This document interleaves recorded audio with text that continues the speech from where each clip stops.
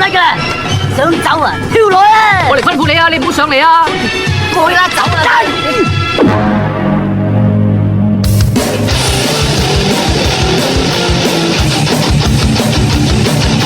Halo Rebahaners, dimanapun kalian berada, bagaimana kabarnya? Gimana? Sudah tersenyumkah hari ini? Kembali lagi bersama saya John, sebuah film tentang tema yang sangat ini banyak sekali digandrungi oleh anak-anak muda yang dikira bisa kaya dengan cepat ternyata malah hidup semakin melarat, berjudul God of Gambler tahun 1989, dibintangi oleh duo kakak angkat saya yakni Chow Yun Fat dan Andy Lau. Pasti sudah tahu tentang film apa ini. Jadi langsung pasang handsfree, simetris yang bisa serbahan, kencangkan celana dalam, selamat menonton dan check it out.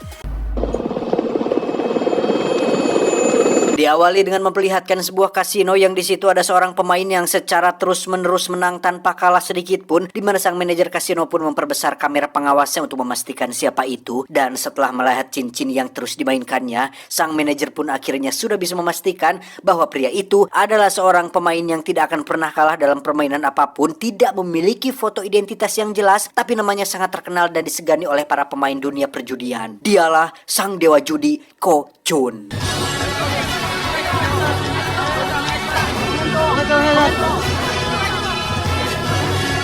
Saat ini Ko Chun tengah ditantang oleh seorang pemain dari Jepang yang ingin menguji seberapa hebat kemampuannya, di mana permainan pertama adalah Mahjong yang saya pribadi tidak terlalu paham bagaimana sistem permainannya, yang pada intinya Ko Chun bisa dengan sangat lihai memenangkan permainan pertama tersebut.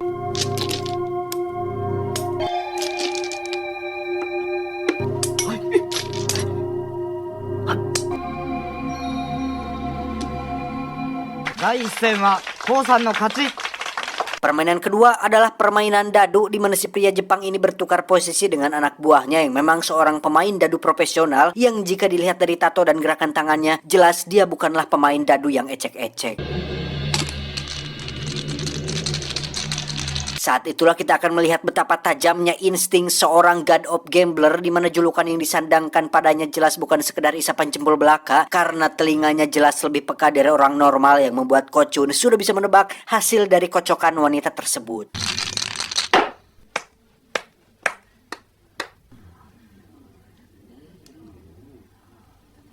Giliran Ko Chun yang bermain, dia pun meminta kocokannya diganti dengan yang lebih berat dan lebih keras, yang mana kocokan seorang pria sejati jelas lebih cepat dan lihai dari kocokan seorang wanita, sampai-sampai membuat satu dadu hancur yang menghasilkan kemenangan telak bagi Ko Chun.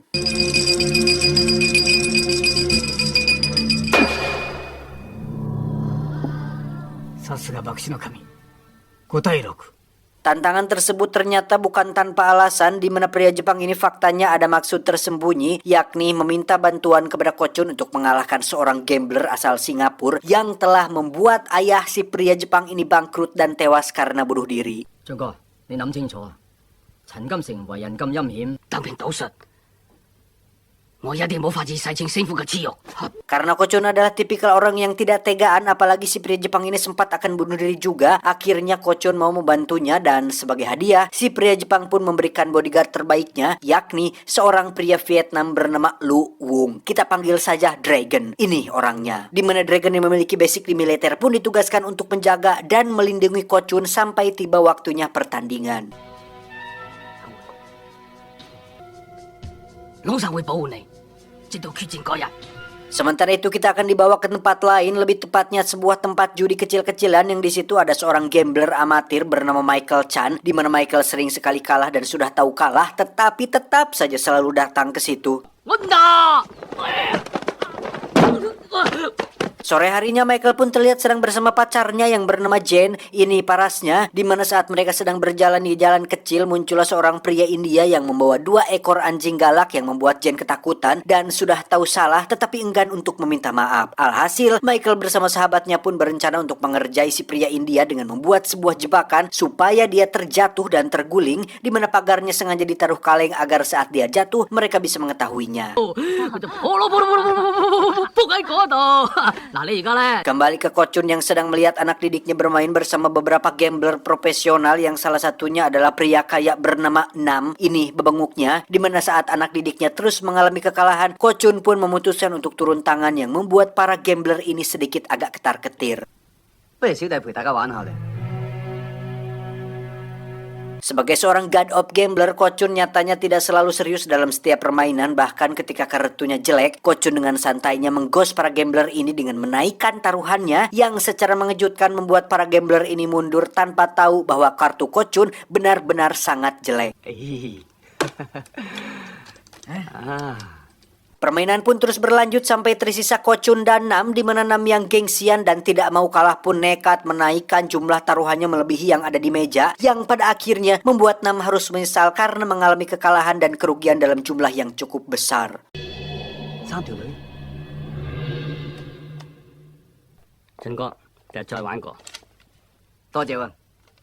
Ko Chun yang sudah paham watak Nam pun sadar betul jika Nam pasti tidak akan ikhlas dengan kekalahannya, sehingga Ko Chun sengaja memerintahkan supirnya untuk pulang duluan, sedangkan dirinya akan pulang naik kereta api. Dan benar saja, Nam pun menugaskan anak buahnya untuk mencegat mobil Ko Chun yang ketika berhasil dicegat, si supir pun terpaksa buka suara bahwa Ko Chun telah naik kereta api.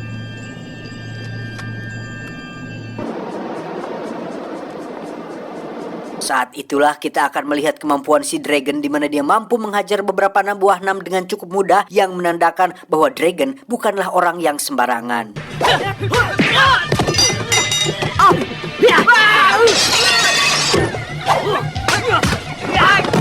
Khawatir dengan anak buah Nam yang lain, Ko Chun pun menugaskan Dragon untuk mengurusi sisanya, sedangkan dia sendiri memutuskan turun di sebuah tempat terpencil di pinggiran kota, yang ternyata itu adalah jalanan kecil yang sering dilewati Michael, yang secara kebetulan ada si pria India bersama dua anjing galaknya. Entah anugerah seperti apa yang dimiliki Ko Chun sampai-sampai bisa membuat dua anjing galak ini ketakutan. Namun ketika Ko Chun akan melanjutkan perjalanan, dia pun tak sengaja menginjak jebakan yang dibuat oleh Michael hingga membuatnya terguling dan kepalanya terbentur batu.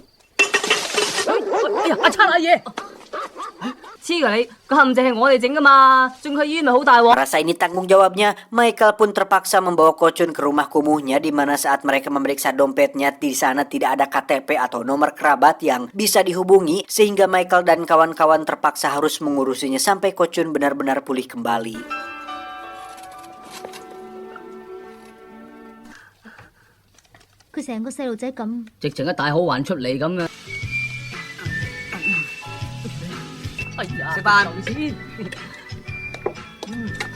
Tak disangka insiden tersebut ternyata membuat Ko Chun mengalami amnesia dan juga memiliki kepribadian seperti seorang anak kecil, di mana kondisi tersebut justru dimanfaatkan oleh Michael dengan mengajak Ko Chun ke tempat judi yang walaupun Jensur melarangnya, Michael tetap membawanya karena Ko Chun masih memiliki uang simpanan terakhir yang dibawanya. Kepada si bos pemilik tempat ini, Michael mengaku bahwa dia membawa sepupunya dari luar negeri yang cukup kaya raya, sehingga tanpa ragu si bos pun bersedia menerima tantangan Michael untuk bermain kartu dengan Ko Chun. Satu hal yang menarik dan tidak hilang dari Ko Chun adalah dia hobi memakan coklat, lebih tepatnya coklat yang dibungkus dengan plastik keemasan, yang walaupun sekarang dia sedang hilang ingatan, Ko Chun tetap hobi memakan coklat favoritnya.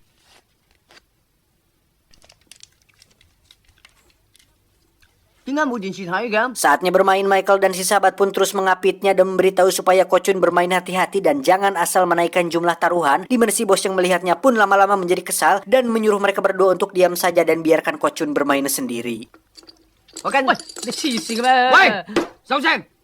Dan hebatnya adalah, meskipun Ko Chun sedang hilang ingatan, kemampuan, insting, dan tingkat kepekaannya sebagai seorang dewa judi ternyata tidak ikut hilang, di mana pada momen ini wajah Ko Chun terlihat sangat serius seperti sedang benar-benar mengeluarkan seluruh kemampuannya, yang akhirnya membuat Michael dan kawan-kawan untung besar dari permainan tersebut.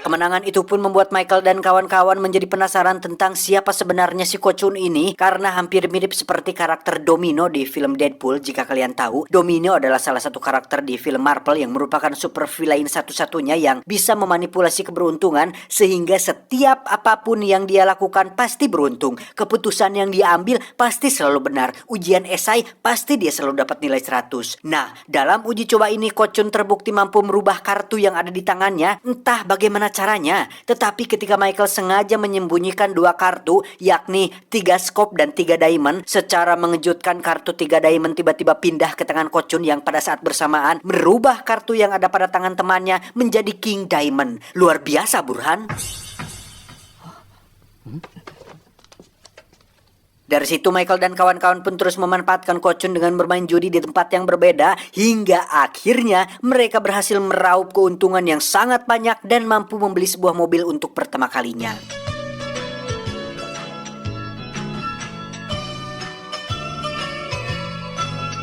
Karena mereka terlalu berfoya-foya, uang hasil kemenangan pun langsung ludes dalam sekejap, sehingga Michael memutuskan untuk meminjam uang kepada seorang rentenir yang berteman baik dengan Boboho. Beliau bernama Paman Sing. Ini babangusnya. Tak ingin membuang waktu, Michael pun langsung mengajak Ko-chun ke sebuah tempat judi, di mana Ko-chun yang tidak bisa mendapatkan coklat favoritnya pun nampak ogah-ogahan untuk bermain, sehingga Michael meminta sahabatnya untuk membeli beberapa coklat yang diinginkan oleh Ko-chun. Mana? Hui Maya!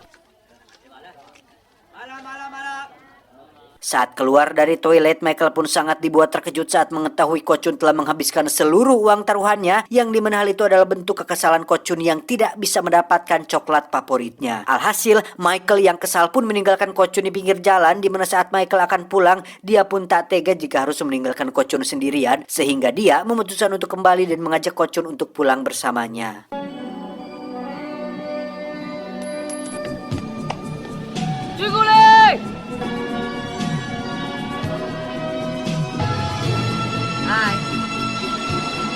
Karena takut ditagih oleh Paman Sing, Michael pun membawa Ko-chun pindah ke sebuah rumah bordil milik salah satu temannya, di mana Paman Sing mengetahui tentang hal tersebut dan mengirim anak buahnya untuk menangkap mereka berdua. Terjadi kejar-kejaran di samping gedung yang sedang dibangun, di mana Michael yang pecicilan pun kukulawitan di antara bambu, meski akhirnya dia berhasil tertangkap juga.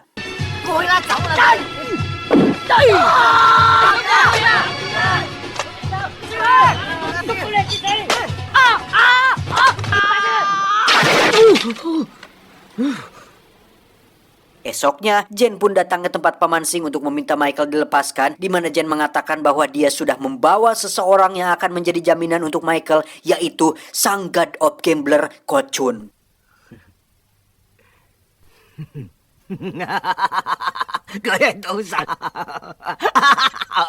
Oh yeah. Paman Sing pun meminta Ko-chun untuk menunjukkan kemampuannya, yang mana pada awalnya Ko-chun mengalami kesulitan hanya untuk memainkan setumpuk kartu, tetapi ketika coklat favoritnya sudah masuk ke mulut, jangankan memainkan kartu, memainkan sebilah pisau saja dia bisa sangat lihai sampai-sampai membuat Paman Sing ketakutan.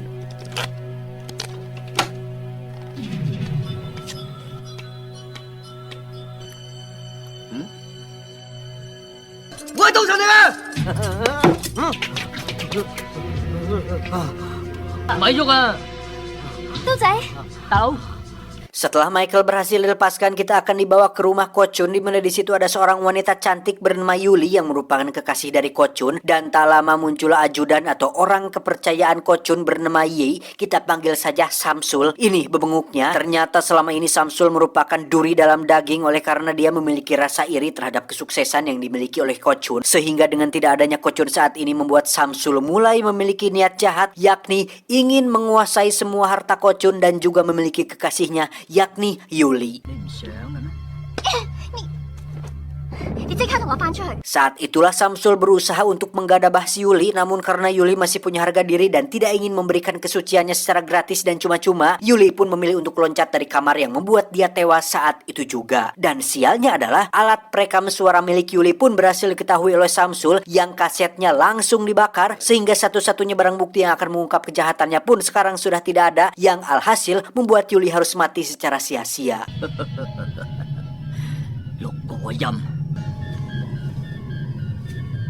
Dan betapa edannya si Samsul ketika dia memutuskan untuk bekerja sama dengan si Nam, di mana Samsul meminta Nam untuk mengerahkan sumber daya dan pasukannya untuk mencari dan membunuh si Ko-chun, sehingga hartanya akan dibagi dua 50-50 antara Nam dan si Samsul.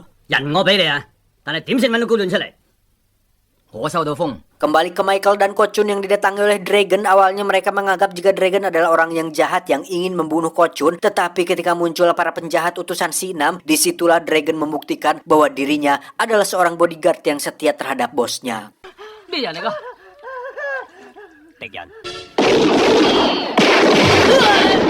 Baku tembak dan kejar-kejaran pun terjadi yang membuat mereka semua berpencar, di mana Ko Chun yang ketakutan mendengar suara berisik tembakan pun memilih untuk bersembunyi dan menjauhkan diri dari konflik yang justru mempertemukan dia dengan si Samsul yang sadar jika Ko Chun sudah hilang ingatan, sehingga Samsul memutuskan untuk membunuhnya saat itu juga. Tapi tiba-tiba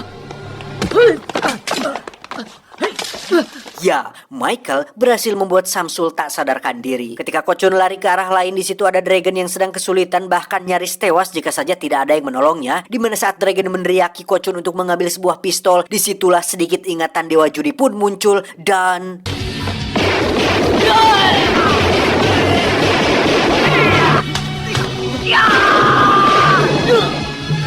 setelah membantai habis semua penjahat, Ko Chun yang kembali ke anak kecil pun seketika terkejut dan segera lari dari sana, di mana dia tak sengaja tijalikeh yang membuat kepalanya terbentur, dilanjutkan dengan ditabrak mobil yang membuat kepalanya tidak gor kaca, hingga akhirnya dia tak sadarkan diri dan dibawa ke rumah sakit.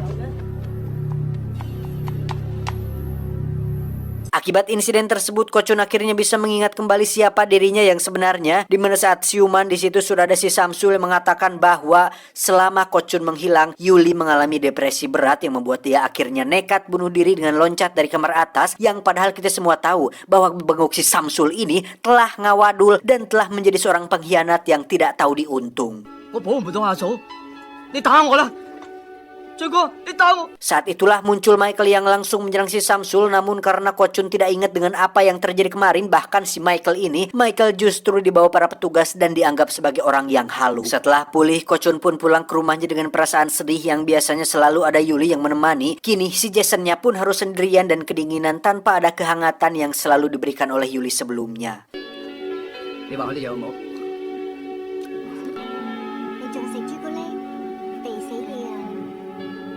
Samsul sendiri senang bersama Nam untuk menjalankan rencana baru mereka. Anda ingat dengan si pria Jepang yang meminta Ko Chun untuk bertarung dengan seorang gambler dari Singapura? Ya, ternyata Nam mengenal dekat gambler tersebut. Beliau bernama Chan Kam Sing. Kita panggil saja Kam Sing. Duel Ko Chun dan Kam Sing ternyata sudah tersebar kemana-mana, di mana para judi maniak melakukan taruhan pada pertarungan akbar tersebut yang pastinya akan menghasilkan lebih banyak cuan. Nah, barulah setelah Kam Sing berhasil menang dalam duel itu, Nam akan membunuhnya sehingga keuntungan mereka akan jadi double. Taruhan menang, harta Ko Chun pun juga akan dikuasai.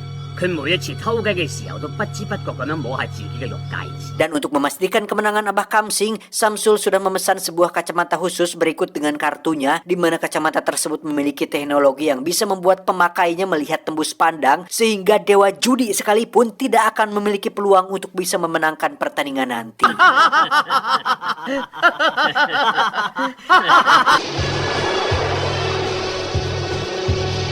Pertandingan sendiri akan diadakan di sebuah kapal pesiar, di mana Michael yang khawatir dengan keselamatan Ko Chun pun nekat menyamar sebagai pramusaji, mencoba kembali menjelaskan bahwa Samsul orang kepercayaannya telah berkhianat dan berniat jahat kepadanya.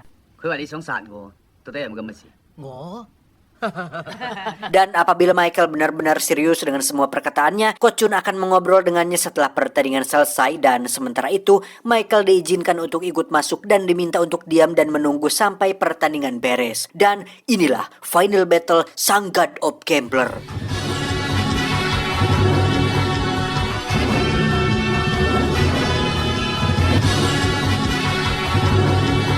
Permainan pun dimulai dengan masing-masing dari kedua belah pihak yang memeriksa kartunya, yang tentu saja Samsul sang pengkhianatlah yang akan memeriksa kartu-kartu tersebut yang sudah jelas itu merupakan kartu khusus yang telah disetting sebelumnya.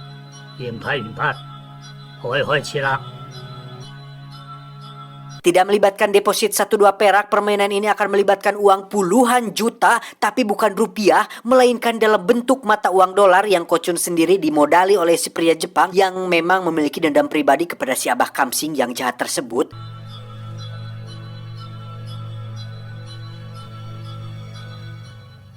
Babak pertama pun dimulai dengan uang taruhan 20.000 dolar, di mana Kam Sing yang bisa melihat setiap kartu pun jelas bisa menebak dengan mudah, sehingga ketika kartunya jelek, Kam Sing pun memilih untuk mundur pada babak pertama tersebut.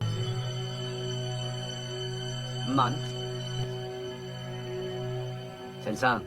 Babak kedua, permainan pun semakin sengit di mana Ko Chun yang percaya diri pun menaikkan taruhan hingga 5 juta dolar atau sekitar 71 miliar rupiah. Edan gak tuh? Yang jumlah tersebut sangat-sangatlah banyak, bahkan AdSense dari YouTube saya selama 10 tahun pun tidak akan pernah mencapai jumlah sebanyak itu. 冇理由第5隻牌少得個500萬。吸手傾辦法。 Dan lagi-lagi Ko Chun kalah dalam babak kedua ini karena seperti yang sudah saya jelaskan di awal, Kam Sing dengan kacamatanya jelas memiliki peluang kemenangan sebesar 100% bahkan melawan seorang dewa judi sekalipun. 後生仔，係你未夠老。你似乎睇通晒我啲牌。 Babak terakhir tepat saat sedang pembagian kartu, Ko Chun pun langsung menutup kartunya ketika si Abah sedang menyalakan cerutu sehingga satu kartu tersebut jelas tak bisa dilihat oleh Kam Sing yang membuat Ko Chun memiliki sedikit peluang untuk bisa menang. 400萬。 似乎你個篋裏頭冇咁多。 Karena modal dari si pria Jepang sudah habis, Ko Chun pun nekat menaruhkan sertifikat rumah dan semua aset barang berharganya yang nilainya lebih dari 700 miliar rupiah milik pribadinya, sehingga Kam Sing yang merasa percaya diri pun ikut dengan taruhan tersebut, sehingga sekarang adalah babak penentuan untuk melihat siapakah orang yang akan mewek pada pertandingan ini. 好運嘅唔止係你一個。 Dan alangkah terkejutnya semua orang saat melihat kartu terakhir milik Ko Chun adalah as, yang berarti dia memiliki kartu sempurna, yakni 4 kartu as. Saya tidak paham permainan poker, jadi kurang tahu nama untuk jenis kartu seperti ini. Yang jelas, Ko Chun berhasil memenangkan babak terakhir ini yang membuat semua harta si Abah Kam Sing ludes sampai tak tersisa.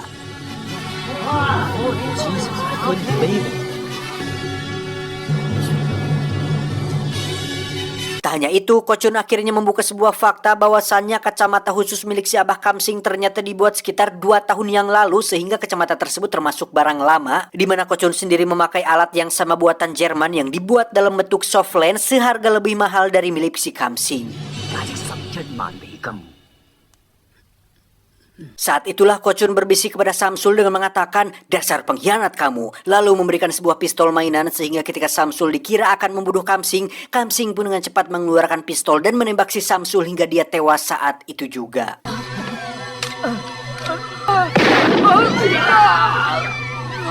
Di saat itu pula lah muncul si Dragon yang langsung menodongkan pistol kepada mereka semua, di mana Ko Chun yang cerdas pun telah merencanakan semua ini untuk membalaskan dendam si pria Jepang kepada Kam Sing, sekaligus membalaskan dendam pribadinya atas kematian Yuli yang ternyata sudah diketahui sejak awal berdasarkan kaset rekaman yang tidak semuanya terbakar pada malam itu. 但係仲未燒完。 Setelah semua berakhir, si pria Jepang pun sangat berterima kasih kepada Ko Chun yang telah membuat si Kam Sing miskin dan akan dipenjara, di mana saat Ko Chun akan diberi sebagian uang dari kemenangan tersebut, Ko Chun pun menolaknya dan hanya ingin dibelikan satu coklat favoritnya dan juga ingin agar Dragon menjadi bodyguard sekaligus orang kepercayaannya yang baru. Saat itu jugalah Michael memanggil Ko Chun, namun dengan kembalinya ingatan dia dan kehidupannya sebagai seorang god of gambler, mustahil bagi dia untuk bisa mengingat Michael yang bukan siapa-siapa, sehingga ya sudahlah, mungkin ini nasibnya. 再見。 Michael pun kembali ke kehidupannya seperti biasa, yakni seorang pengangguran yang suka main judi, yang untuk rokok satu batang saja dia tidak punya, apalagi untuk modal bermain judi. Dan tiba-tiba muncullah Ko Chun bersama nenek Michael yang sudah dibelikan kalung emas 50 gram, di mana Ko Chun selama ini pura-pura tidak mengingatnya sampai rencana balas dendamnya selesai. Dan mulai sekarang Michael dijadikan murid sekaligus partner yang memiliki potensi untuk bisa melanjutkan gelarnya sebagai dewa judi selanjutnya. 拉斯維加斯。 益你啦。 Tamat, ending yang cukup menjackpotkan. Pesan yang bisa kita ambil dari